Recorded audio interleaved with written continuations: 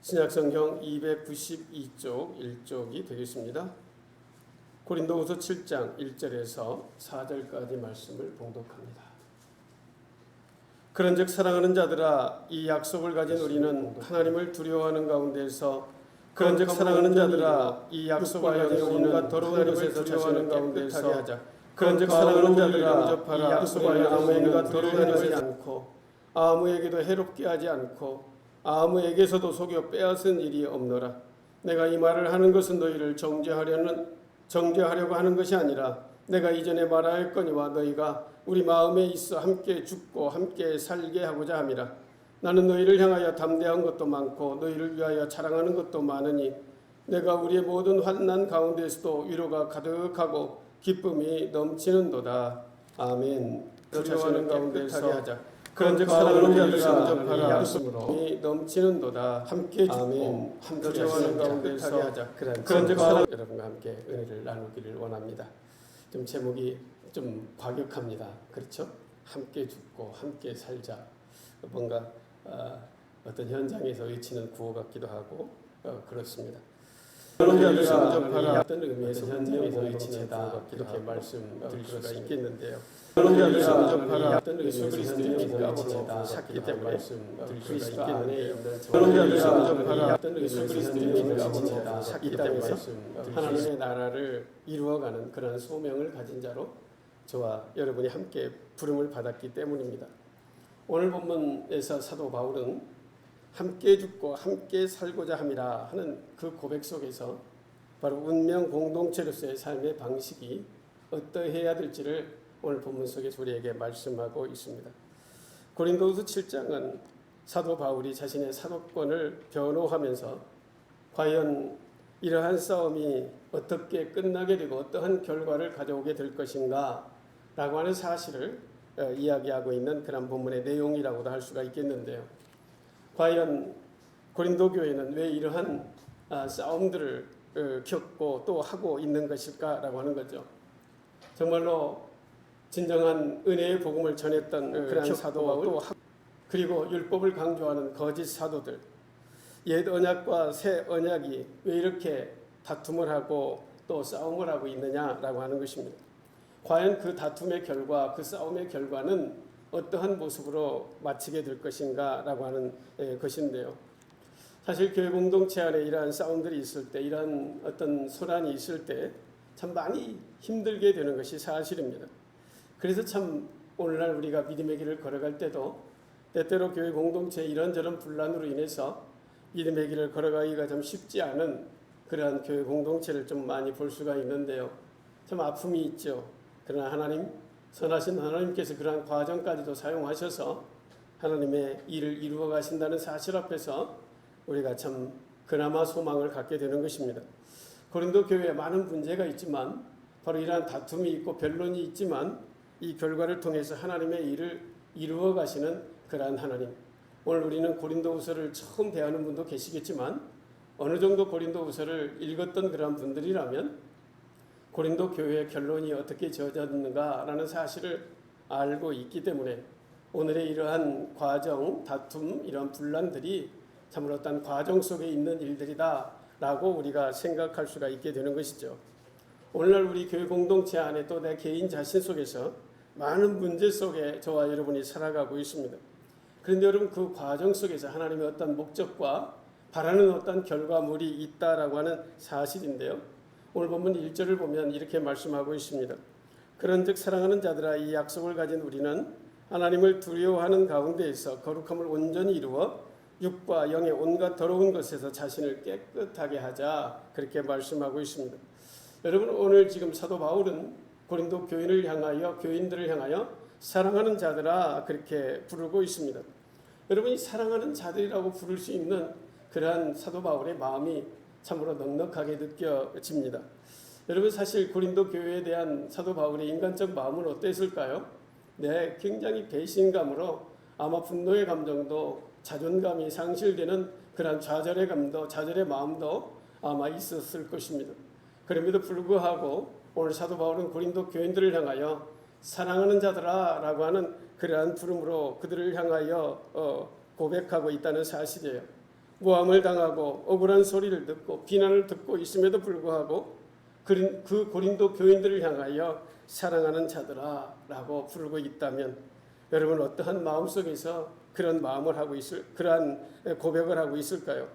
사실 여러분 유대의 거짓 사도들은 어떻게 보면 사도 바울을 잘 모르기 때문에 비난도 하고 모함도 할 수 있는 그러한 사람일 수 있겠지만 고린도 교인들은 1년 6개월이라고 하는 긴 시간을 그들을 섬기고 그들을 은혜의 복음으로 가르치고 오늘의 고린도 교회가 있도록 세워준 그러한 개척자가 아니겠습니까? 그리고 그들과 함께 1년 6개월의 신앙의 삶을 감당했던 그러한 성도들이 아니었겠습니까? 그런데 그들이 말입니다. 사도 바울의 사도권을 의심하고 사도 바울이 전했던 은혜의 복음을 의심하고 율법으로 옛 언약으로 돌아가는 그러한 배신의 모습을 보면서 얼마나 많은 그러한 안타까운 마음을 가졌겠습니까? 그런데도 말입니다. 그 고린도 교인들을 향하여 사랑하는 자들아 라고 부르고 있다면 그 근거가 있겠죠. 여러분 그 근거가 이어지는 말씀 속에 그런즉 사랑하는 자들아 이 약속을 가진 우리는 바로 이 약속을 가진 것 때문에 나는 너희를 사랑한다라고 고백하고 있는 것이 아니겠습니까? 여러분 그러면 그 약속이 도대체 무엇인가 라고 하는 사실도 우리가 한번 살펴보는 것이 중요하다고 생각이 되어집니다. 그런즉 이라고 한다면 그런즉 사랑하는 자들아 그런즉이라고 하는 이 접속사 이 그런즉은 무엇을 뜻할까요? 앞에 무언가 결론적 부분이 있었다라고 하는 것이죠. 바로 그것이 어떤 약속이 되었다라고 하는 것입니다. 그렇다면 여러분 앞에 그런즉이 의미하는 그 절들이 어떠한 절일까? 6장의 마지막 16, 17, 18절의 말씀이 바로 그런즉에 해당되는 약속의 그러한 말씀들이었다라고 할 수가 있습니다. 그렇다면 여러분 16절의 말씀을 한번 보겠습니다. 하나님의 성전과 우상이 어찌 일치가 되리요? 우리는 살아계신 하나님의 성전이라 그렇게 말씀하고 있습니다. 약속이 뭔가 하면 바로 하나님의 성전이 바로 우리다라고 하는 그것이 우리의 약속이었다라고 하는 것입니다. 바로 고린도 교인이나 바로 사도 바울 자신이나 우리 모두가 하나님의 성전이라고 하는 그 약속이 있었다. 그래서 나는 너희를 사랑한다라고 하는 그러한 고백이 아니겠습니까? 여러분 이 말은 무슨 말인가 하면 이와 같이 하나님께서 이르시되 내가 그들 가운데 거하며 두루 행하여 나는 그들의 하나님이 되고 그들은 나의 백성이 되는 그러한 약속이다 라고 하는 것입니다. 그러니까 하나님의 성전이라고 하는 그것은 하나님의 어떤 성전 바로 그만큼 귀중한 가치가 있는 그러한 고귀하다 하는 그러한 말도 될 수가 있겠지만 여러분 이 말은 우리 가운데 함께 하시고 또 행하시고 계시는 그 하나님이 누구다? 우리의 하나님이고 우리는 그의 백성이 되는 그러한 것이 바로 하나님의 약속이었다라고 하는 것이죠. 바로 이게 하나님과의 그러한 관계의 회복, 바로 그것이 바로 우리가 하나님의 성전이라는 뜻이고 약속을 가진 약속이었다 그렇게 말씀하고 있습니다. 그래서 이 약속은 어떻게 이어지는가? 이어지는 17절은요 이렇게 말합니다. 그러므로 너희는 그들 중에서 나와서 따로 있고 부정한 것을 만들지 마라. 하나님의 그러한 자녀된 하나님의 백성된 너희는 해야 할 일이 있는데 그러므로 너희는 그들 중에 나와서 따로 있고 부정한 것을 만지지 말라. 거룩하라 라고 하는 거예요. 하나님의 약속을 받은 자들은 어떻게 해야 되는가? 하나님의 성전된 자들은 어떻게 하는가? 주인들 가운데에서 나와라 라고 하는 그러한 말이 아니겠습니까? 여러분 바로 하나님이 불러내신 자 바로 그들이 교회라고 하는 것이죠. 여러분 교회라고 하는 헬라어는 에클레시아라는 단어를 사용합니다. 여러분 에클레시아라고 하는 이 단어의 뜻은 바로 부름을 받은 자들, 부름받은 자들이라고 하는 부름받은 사람들이라고 하는 그러한 뜻이 바로 에클레시아 교회라고 하는 것이죠. 하나님께서 부르시고 바로 그래서 부정한 것을 만지지 말라라고 말씀하고 있는 것입니다. 그것이 바로 거룩이라고 하는 것이죠. 부정을 버리는 것. 그 바로 거룩한 삶을 살아가야 되는 거죠. 하나님을 아버지로 알고 또 믿음의 백성이 되어 살아가는 그러한 사람은 당연히 아버지 되신 하나님의 거룩을 우리도 가져야 된다. 그래서 죄악된 자리에서 우리를 버려야 된다는 거예요. 오늘도 분명히 말씀합니다. 내가 너희를 영접하여 너희에게 아버지가 되고 너희는 내게 자녀가 되리라 라고 다시 한번 강조하고 있습니다. 여러분, 이건 바로 16절에서 말한 그들은 내 백성이 되고 나는 그들의 하나님이 된다 하는 그 이야기에 반복된 그러한 표현이 아니고 무엇이겠습니까? 반복의 말씀을 마치시고 전능하신 주의 말씀이라 그렇게 마무리하고 있습니다. 그렇습니다. 여러분, 17절 하반절에 내가 너희를 영접하여 18절에 너희에게 아버지가 되고 너희는 내게 자녀가 되리라. 여러분, 이것이 약속이다라고 하는 거예요. 여러분, 이것이 오늘 본문 7장 1절에 약속이다라고 하는 그 약속의 말씀일 것입니다. 하나님은 우리의 하나님이 되시고 우리는 하나님의 백성 자녀가 된다는 이 약속, 여러분, 이처럼 귀한 은혜가 어디에 또 있겠습니까? 엄청난 그러한 은혜가 아니겠습니까? 여러분, 이것이 바로 오늘 저와 여러분이 믿고 있는 기독교 신앙의 근본이라고 할 수가 있습니다. 여러분, 어떤 사람은 그렇게 생각합니다. 예수 믿고 돈 좀 잘 벌고 건강하고 오래 살기를 바라는, 그래서 예수 믿는 사람도 있을 수 있겠죠. 그러나 여러분, 그것이 우리의 목적이 될 수가 없습니다. 여기서 아무리 오래 산들 우리가 100년 더 살겠습니까? 여러분, 우리가 아무리 부자가 된들 그걸 하나라도 가지고 이 땅을 떠날 수 있겠습니까? 여러분, 오늘 우리는 하나님의 자녀가 되어 영원한 생명을 소유하게 된 것, 여러분, 이것이 바로 큰 은혜가 아니고 무엇이겠습니까?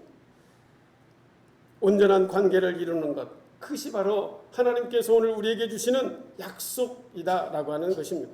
이러한 약속을 가졌기 때문에 오늘 우리들은 어떻게 살아가야 되는가? 이 약속을 가진 고린도 교회 교인들은 어떻게 살아가야 되는가? 예, 당연합니다. 하나님을 두려워하는 가운데 거룩함을 온전히 이루어야 한다, 그렇게 말씀하고 있죠.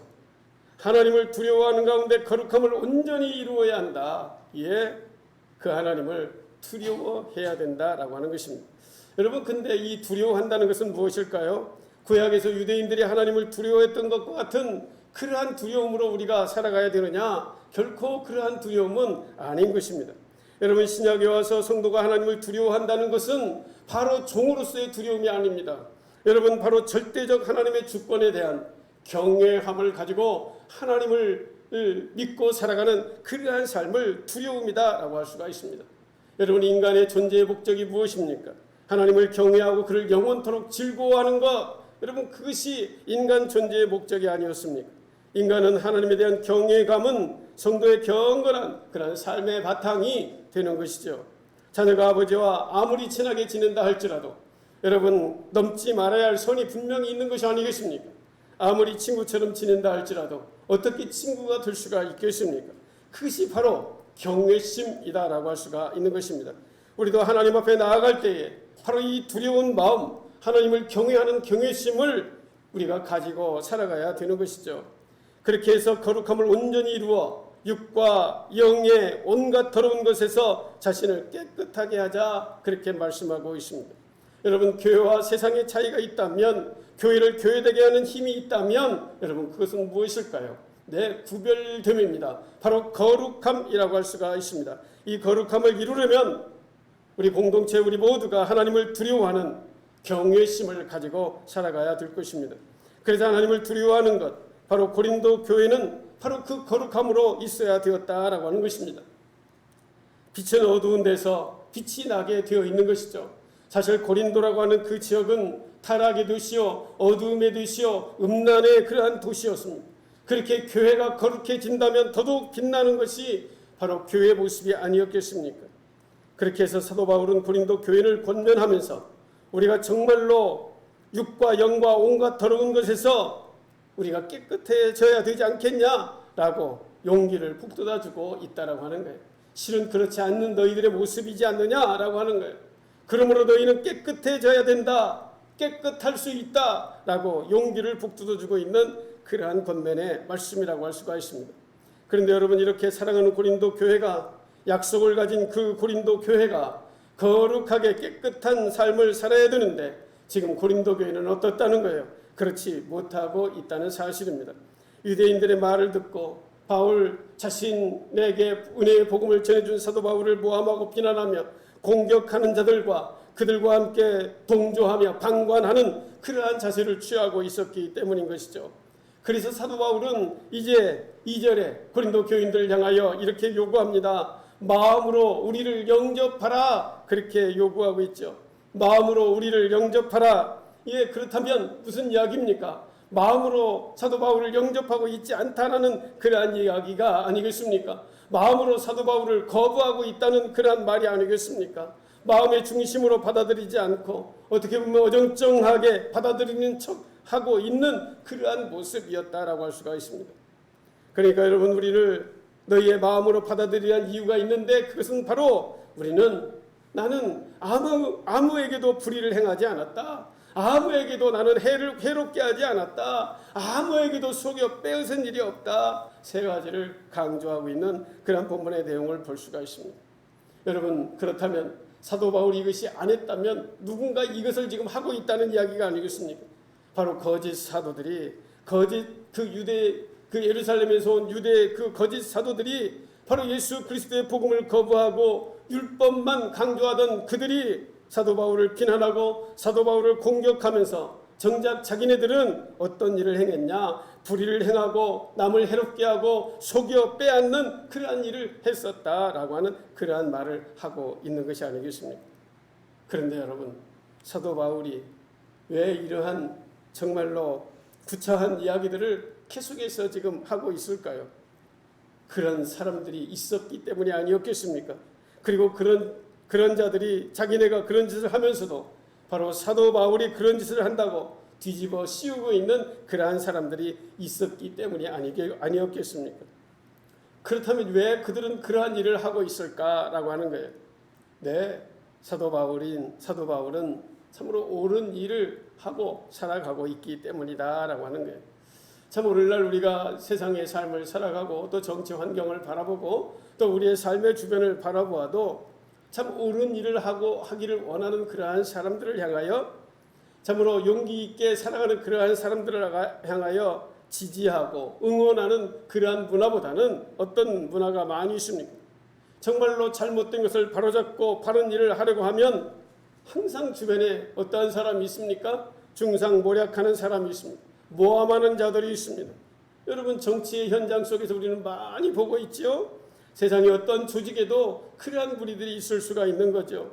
아름아름 지금 하고 있는 관습 가운데에서 그것을 좀 부수고 새롭게 거듭나게 해야 한다고 말한다면 그 사람을 지지하고 응원하는 것이 당연해야 할 텐데 말입니다. 그들을 향하여 조용히 있으라고, 가만히 있으라고, 입 다물으라고 끌어내리는 그러한 삶의 모습이 얼마나 많이 있습니까? 그래서 여러분, 사도 바울은 고린도 교회를 향하여 정말로 해산의 수고를 감당하고 있었지만 열심한 그 믿음으로 교회를 세우고 복음을 전했지만 바울이 떠난 그 사이에 오히려 바울을 비방하고 모함하는 그러한 사람이 생기고 또한 그들에게 동조하는 그러한 성도들이 생겼다는 사실이었던 것입니다. 그래서 사도 바울은 요청합니다. 마음으로 우리를 영접하라. 여러분, 참으로 이 말은 오늘 살아가는 저와 여러분에게도 너무너무 중요한 그러한 말씀이라고 할 수가 있습니다. 신앙은요, 입으로 하는 것이 아닙니다. 신앙은 귀로 하는 것도 아닙니다. 신앙은 마음으로 영접해야 되는 것입니다. 주의 말씀을, 주의 복음을 내 마음으로 받아들여야 되는 것입니다. 그러려면 어떻게 해야 되겠습니까? 내 마음을 살펴보아야 되지 않겠습니까? 내 마음이 지금 준비가 되어 있는지, 내 마음이 말씀을 들을 준비가 되어 있는지, 내 마음이 지금 이리저리 갈라지고 흩어져 깨어져 있지는 않은지, 지금 내가 도저히 말씀을 따라 이제 말씀을 받을 준비가 되어 있지 않은 건 아닌지, 우리가 다시 한번 우리 마음으로 복음을 영접할 그러한 준비를 할 수 있는 것이, 해야 하는 것이 오늘 우리들의 삶의 모습일 것입니다. 왜냐하면 지금 이렇게 불의를 행하지 않았고 해롭게 하지 않았고 속여 빼앗은 일이 없다고 말하는 이유는 그렇게 행하는 그러한 사람들이 있었기 때문인 것입니다. 그래서 여러분, 오늘 보면 3절은 이렇게 말합니다. 내가 이 말을 하는 것은 너희를 정죄하려고 하는 것이 아니라, 분명히 말씀하고 있습니다. 이렇게 얘기하는 것은 정죄하는 것이 아니다, 그렇게 말씀하고 있습니다. 이렇게 말하는 자들, 이렇게 거짓으로 비방하는 자들, 그들을 향하여 내가 정죄하려고 말하는 것이 아니다. 왜 그런가? 내가 이전에 말하였거니와 너희가 우리 마음에 있어 함께 죽고 함께 살고자 함이라 그렇게 말씀하고 있습니다. 여러분 이 말이 무슨 말입니까? 하나 되기 위함이다 라고 하는 그러한 말씀이 아니겠습니까? 여러분 지금 이러한 싸움이 이렇게 성경에 기록되고 또 이렇게 수면 위로 올라와 있는 그 이유가 무엇인가? 하나님의 교회 안에서 왜 이렇게 보기 좋지 않은 그런 다툼의 현장이 있고 있는가? 여러분 바로 이러한 과정을 통해서 누군가를 정죄하는 데 목적이 있는 것이 아니라 어디에 목적이 있다? 하나 되게 하는 데 목적이 있다라고 하는 것입니다. 결국 이러한 어려움을 통해서 결국 이러한 역경을 통해서 우리가 하나님의 마음을 바로 알고 처음에 받았던 그 하나님의 약속, 하나님이 우리 하나님이 되시고 우리는 하나님의 백성, 하나님의 자녀가 된다는 이 약속을 분명히 알기 위해서, 분명히 받기 위해서 그래서 우리가 어떤 단계까지 가야 되는가? 너희가 우리 마음에 있어서 서로가 마음이 열리고 마음과 마음이 만나서 서로 마음 가운데 함께 있어야 되는데 그렇게 할 때 어떻게 되는가? 함께 죽고 함께 살고자 함이라 그렇게 말씀하고 있습니다. 함께 죽고 함께 살고 함께 죽는 건 무엇이고 함께 사는 건 여러분 무엇을 의미하고 있을까요? 함께 죽는다고 하는 것은 함께 예수 그리스도의 십자가를 지는 그러한 삶을 이야기하는 것입니다. 제가 함께 진정으로 복음을 받아서 우리 모두 악한 죄로 인하여 이미 죽었다는 것을 인정하고 그리고 함께 사는 것 바로 예수 그리스도의 부활에 나도 동참하여 죽어질 나의 죄와 나의 연약함은 다 죽고 예수님과 함께 다시 살아난 나임을 감사하며 찬양하며 같이 은혜를 나누며 산다는 것 그것이 바로 함께 죽고 함께 살고의 의미가 아니겠습니까? 그러니까 여러분 이렇게 문제를 일으키는 자들을 드러내면서 바로 이 다툼과 이유와 이 어려움 가운데 우리가 진리를 찾아가는 이 과정은 바로 우리가 마음이 열리고 예수님의 십자가 그리고 부활에 함께 동참하고자 합니다 라고 말하고 있는 것이죠. 함께 죽는 시간이 없다면 어찌 함께 살아갈 수 있는 그러한 삶이 될 수가 있겠습니까? 함께 십자가를 경험하지 않으면 함께 어떻게 부활의 은혜를 경험해 나갈 수가 있겠습니까? 그래서 지금 이 고린도 교회가 함께 죽는 단계에 지금 과정 가운데 있다라고 할 수가 있습니다. 그러면서 이제 함께 살고자 함으로 이제 향해 나아가고 있는 그러한 과정이다라고 하는 그러한 말이 될 것입니다. 교회의 어떤 잘못된 모순을 바로 잡는다 하는 것은 결코 쉬운 일이 아닙니다. 여러분 우리가 어떠한 개인적 어떠한 잘못이나 교회 공동체 어떠한 잘못이 있을 때 그것을 고쳐 나아감에 있어서 어떤 한 사람을 어떠한 제도를 정죄하고 또 그런 것이 결코 되어서는 안 되고 바로 모두를 살리기 위한 그러한 방향이 목적이 되어야 된다라고 하는 것입니다. 다시 말씀드리면 하나 되게 하는 데 있다라고 하는 거예요. 그래서 함께 죽고 함께 살려는 그러한 목적으로 우리가 나아가야 된다 그런 이야기죠. 여러분 그런 의미에서 오늘 우리 교회가 당하고 있는 이런저런 어려움의 상황 가운데에서 우리는 함께 죽는 그러한 경험을 해야 될 것입니다. 여러분 코로나19 상황 속에 오늘 우리 한국교회는 참 많은 힘들고 어려움의 시간들을 보냈죠. 대면 예배를 드리지 못하고 공동체 식사가 멈추고 함께 교제할 수 있는 그러한 시간들이 막혀있는 그러한 상황 가운데 있었습니다. 그런데 여러분 이제 그 문이 조금 열린 듯 싶더니 또 이제 확산세가 또 걷잡을 수 없이 확산되면서 또 오늘 우리의 예배가 불안해지기 시작하는 그러한 모습도 우리가 바라보게 되는데요. 여러분 오늘 우리는 이러한 어려움의 시대를 보내면서 우리가 어떠한 삶을 살아가야 되는가 하는 것을 오늘 우리가 좀 깨달아야 될 것 같다라고 하는 것이죠. 하나님의 허락 없이 이 세상에 이루어지는 일이 무엇이 있겠습니까? 하나님의 허락 없이 참새 한 마리도 이 땅에 떨어지지 않는다 했사온데 여러분 우리에게 있어지는 이러한 재앙과 같은 이러한 어두움의 그늘이 어찌 하나님의 뜻 없이 이루어지는 일이 있을 수 있겠습니까? 그동안 우리가 하나님 앞에 거룩함을 이기지 못하고 영과 육과 온갖 더러운 것에 깨끗하지 못하고 그냥 묻어서 적당히 타협하며 살아갔던 우리의 삶을 하나님께서 이러한 어려움의 시간들을 통하여 바로 잡고자 하시는 어떠한 하나님의 손길일 수도 있겠다라고 하는 사실이에요. 그래서 많은 진실한 목사님들이 이 코로나19를 향하여 하나님의 음성으로 듣습니다. 바로 거룩함의 회복, 회개의 그러한 은혜가 우리 한국교회 안에 있어야 된다라고 말하는 분들이 참으로 많은 것을 볼 수가 있습니다. 그래서 여러분, 이 시간 우리 가운데 필요한 것이 무엇이냐라고 한다면, 오늘 어렵고 힘든 상황 가운데 있을 때 우리에게 필요한 것이 있다면 무엇이냐? 함께 죽는 것입니다. 하나님 앞에 우리의 모든 것을 내려놓고 낮아져 온전히 회개하고 하나님의 은혜 앞에 엎드리는 그러한 삶으로 나아갈 때에 그 다음 단계가 함께 살아가는 그러한 단계로 저와 여러분이, 우리 교회 공동체가, 오늘 우리 한국교회가 나아갈 수가 있게 된다라고 하는 사실이에요. 여러분, 오늘 우리는 2년 6개월 이상 지금 어려움의 시간 가운데 교회 공동체가 있습니다. 여러분, 여기에서 우리 한국교회 말씀하시는 하나님의 음성은 모두가 죽어야 된다는 것입니다. 모두가 깨끗해져야 된다는 것입니다. 모두에게 거룩함이 회복되어야 된다 하는 것입니다. 모두가 함께 죽어야 되는 거죠.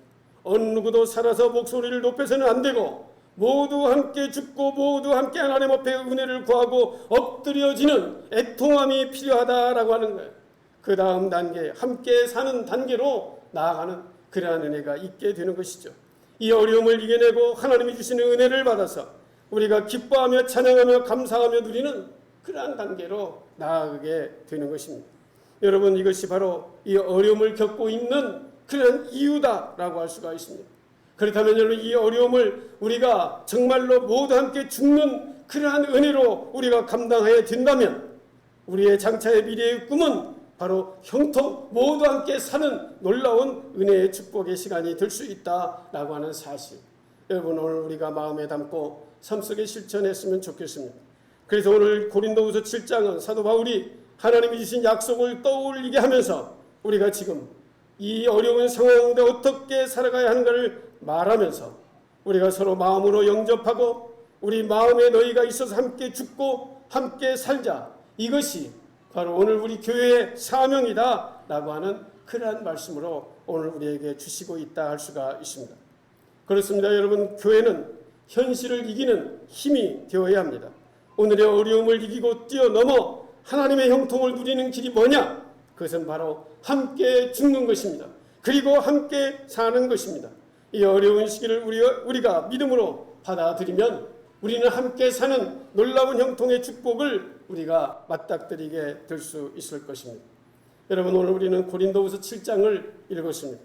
2000여 년 전에 고린도 교회에 당했던 그 아픔과 그 고난과 여러 가지 문제가 이제 회복됨으로 완성되었던 것처럼, 바로 오늘 우리가 오늘 2022년을 살아가는 저와 여러분이 바로 이 어려움의 환경 속에서 모두가 죽는 은혜를 경험하고 이제 언젠가 다시 살 수 있는 그러한 형통의 날을 우리가 맞이하게 된다면, 여러분, 그 사실 또한 100년 전, 100년 후, 200년 후, 300년 후, 1000년 후가 되면 우리의 후손들에게 참으로 하나의 넉넉한 그러한 교훈이 될 수가 있을 것입니다. 그때 코로나 상황 가운데서 우리의 믿음의 선진들이 함께 죽었기에 오늘의 우리 교회가 있다라고 그렇게 말하지 않겠습니까? 그렇다면 여러분, 오늘 우리가 당하고 있는 이러한 모든 어려움들, 코로나19 상황뿐만 아니라 내가 개인적으로 당하고 있는 모든 어려움들이 결코 무의미한 것이 아닌 것이죠. 믿음으로 그 시간들을 통하여 함께 죽는 그러한 시간으로 우리가 나아갈 때 하나님의 은혜 앞에 무릎을 꿇고 하나님의 긍휼하심의 은혜 앞에 무릎을 꿇고 나아갈 때 하나님께서 우리에게 함께 사는 놀라운 회복과 치유와 온전케 되는 형통한 교회가 될 수 있도록 하나님께서 은혜를 베풀어 주실 것이기 때문에 그렇습니다. 교회가 사는 길은 바로 하나님의 말씀 가운데 있습니다. 이 하나님의 말씀을 마음에 품고 우리가 서로를 정죄하는 것보다 함께 죽고 함께 살아 십자가와 부활의 삶을 경험하고 그리고 살아내고 체험해서 우리가 하나님의 은혜를 올바로 입는 형통한 교회가 되는 그러한 은혜가 이 아침 저와 여러분 우리 모두에게 있기를 주님의 이름으로 축복합니다. 기도하겠습니다. 사랑하는 아버지 하나님, 감사합니다. 2000년 전 고린도 교회에 그 문제 많았던 교회, 그 말씀들이 우리에게 참 도전이 됩니다. 하나님은 이미 우리에게 약속을 주셨는데 그 약속을 가진 우리는 하나님을 경외하지도 않고 거룩함을 온전히 이루지도 않고 육과 영과 온갖 더러운 것에서 우리가 깨끗하지도 않고 적당히 타협하며 아버지 하나님 마음으로는 복음을 영접하지도 않고 형식에만 있었던 우리들의 모습 우리 주님 용서하여 주시고 아버지 하나님이여 모두가 함께 죽고 이제 모두 함께 사는 아버지 하나님의 놀라운 은혜가 우리 교회 공동체 안에 있어줄 수 있도록 우리 하나님 역사하여 주시옵소서. 예수님의 이름으로 기도하옵나이다. 아멘.